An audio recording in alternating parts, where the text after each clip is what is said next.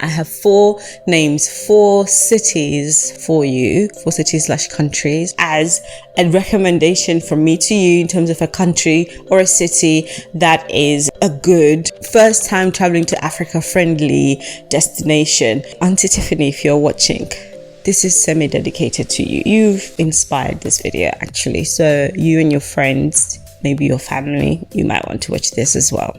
The first country I ever went to solo in Africa was Cape Town. Well, that's not a country, that's a city. Cape Town is the city, the country is South Africa. I highly recommend Cape Town because you're going to feel like it's your second home. You're going to feel like you left home to come to a better home. Better food, better weather, better vibes, everything is better. Your money is going to go a long way because the rand is doing its thing over there, as many African currencies are. It's not a good thing, but make the most of it whilst it's there. Why these 4 made this list is it's countries that have become used to accepting and seeing tourists. So when you go there for the first time, they are going to be so accommodating. They are going to make your time so much easier than other places that you might venture into after you've become a pro. Cape Town is a very good place to start. The only disadvantage with Cape Town is the distance. If you don't already live in the continent, you're probably looking at about 10, 11, 12 hour flights. And of course, that will play into the cost of the flight, the comfort, the commitment to sitting for 12 hours. I've been there twice solo now, and I absolutely loved it. I made a video rather for, going out to a place like Cape Town. I've made videos about Uber in Cape Town. I've made videos about how to build your itinerary when you're traveling solo, and also the myths about traveling solo.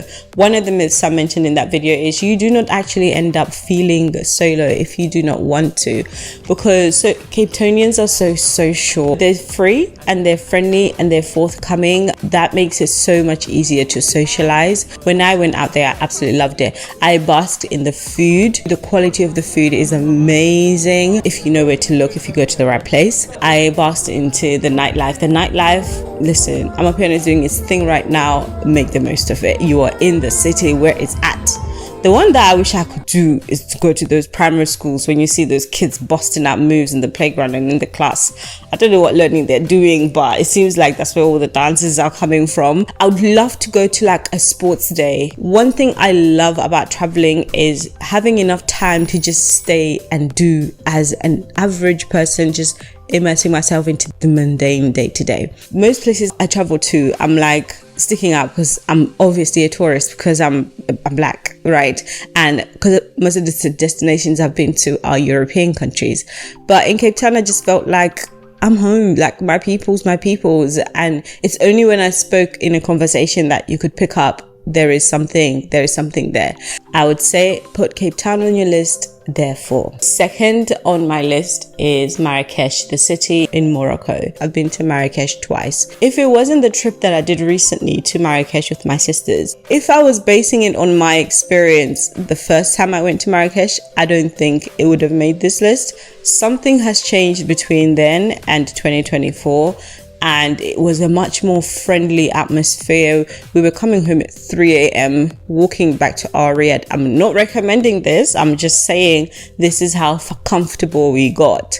The only thing with Marrakech is you need to really prepare and understand some of the cultural differences that you are going to expect or that you're going to see. The good thing about them, why they made this list, is they've been receiving tourists. They're so used to it now. They're so accustomed. Moroccan dirham is gonna serve you well, baby, and you're gonna just be there getting the most for your money, getting the most service. They're very hospitable. They're very friendly. They're very keen.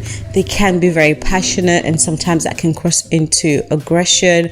And this is why you need to go watch my other video on things you need to know before you get to Marrakech. But Marrakech is very budget friendly and there's loads to do. Another thing that I haven't explored in Marrakech, but I want to go back again to explore, is the fact that it's not just Marrakech there is to do and enjoy in Morocco. There's so many cities. One of the reasons why I would say it's solo traveler friendly is There's so much to do if you want to do so much. There's so many excursions, and you can even get an excursion as far as going outside of Morocco, spending a couple of nights in another city altogether, neighboring cities or deserts. Very different experiences. You know, if you plan it well, if you budget it well, you can definitely fit all of that in one trip. Morocco or Marrakech has French speakers, English speakers, Portuguese speakers, and some Dutch as well, and Spanish. So it's very multilingual because they're ready to accept guests. Another thing that makes Marrakech a very good destination is it's not too far. For me, it was 3.5 hours or 4 hours or something like that. And there's so many direct flights. And also there are so many flights that go there, like budget airlines. Although I wouldn't recommend using budget airlines, I made a video about this, you actually end up paying more. I feel like if you plan in advance and you're constantly watching and analyzing the prices, you can get a price just as good, just as low as the budget airlines. Third on the list is Zimbabwe. My peoples. These are now my peoples, as in for real, as in I'm Zimbabwean, okay? I was born in Harare, Zimbabwe, like Muriseiko, you know? Zimbabwe, Harare. The reason why in my head I'd done 2 countries I've been to, 2 countries I haven't been to, is because I was born in Zim. I visited Zim frequently to visit family, to go back and forth from England. But literally, when I look back at the amount of times I visited Zimia, it hurts me because literally all I did was go from the airport to my mom's house. And then from there, all I'll do is go to the shop, to my mom's house, shop, to the house. I did not do nothing in that country. And I understand, obviously, my parents are careful, my parents are cautious, and I respect them for that. However, I've got this longing in me now. I want to go back and do the opposite. Don't do nothing family. The first thing on my list is Vic Falls. So basically I'm trying to say I've never toured Zim, so I want to do that. I don't know much about the people in the tourism industry and how it works and how it would feel and how I would experience it. So I don't have much to give in terms of advice, but I still recommend it because I know my peoples. We've been in the tourist industry for some time. You know, we have one of the 7 world wonders. So we've been accepting tourists. We are an ex-British colony, so English is our predominant language, and also the way we function is very familiar to ways in Europe, particularly England.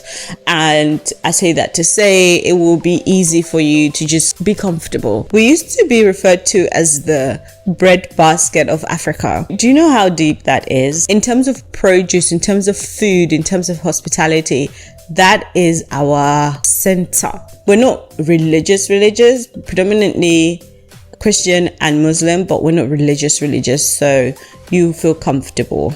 The only disadvantage, similar to South Africa, is the distance, and Zimbabwe doesn't have direct flights. It gets a little bit more pricey, but I would recommend, right, just thinking off the top of my head, a country like that, you plan to go straight to Vic Falls, and then you come out of Victoria Falls to tour the neighboring towns and cities, or you go out to Zambia, Malawi, South Africa. You just play in that region since you're there, if budget allows and if time allows.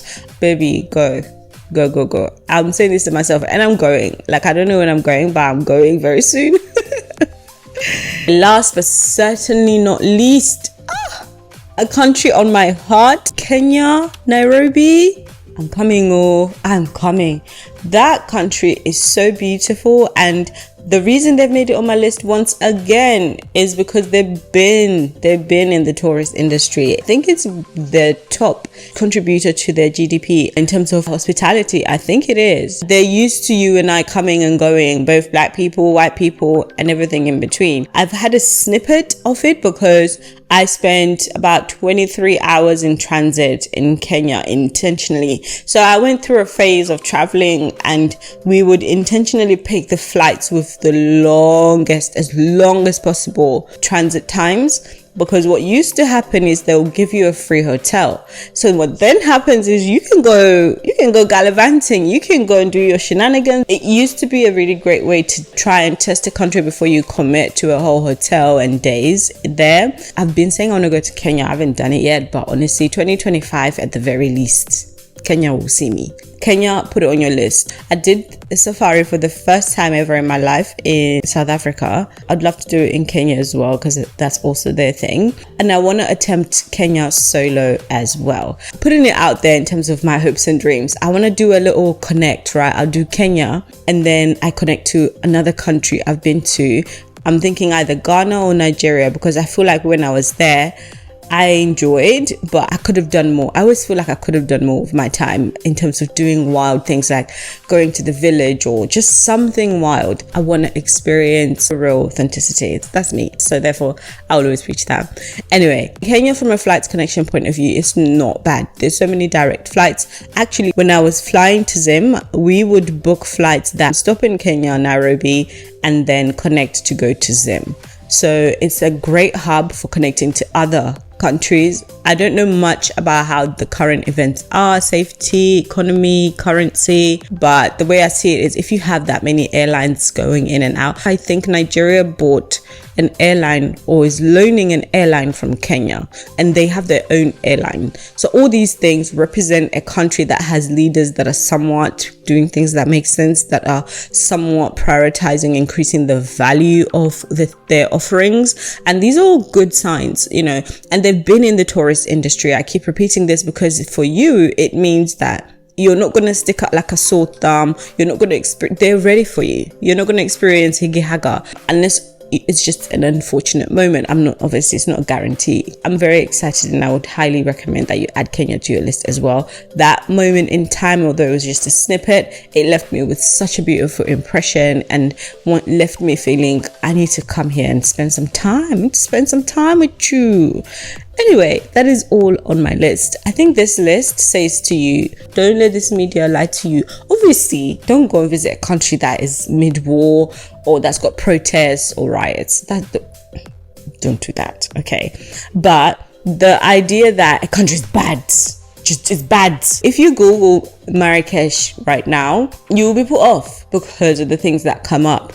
But when you're there, beautiful, plenty of things to do, nightlife, chef's kiss. Thank you so much for sticking to the end. If you're still here, thank you. I hope this list has been helpful. Let me know what other ones you can add to this list, because I'm sure there's plenty others. You notice I didn't put like any beachy, because I know there's like the Gambia, there is Zanzibar. They've been, you know, accepting tourists.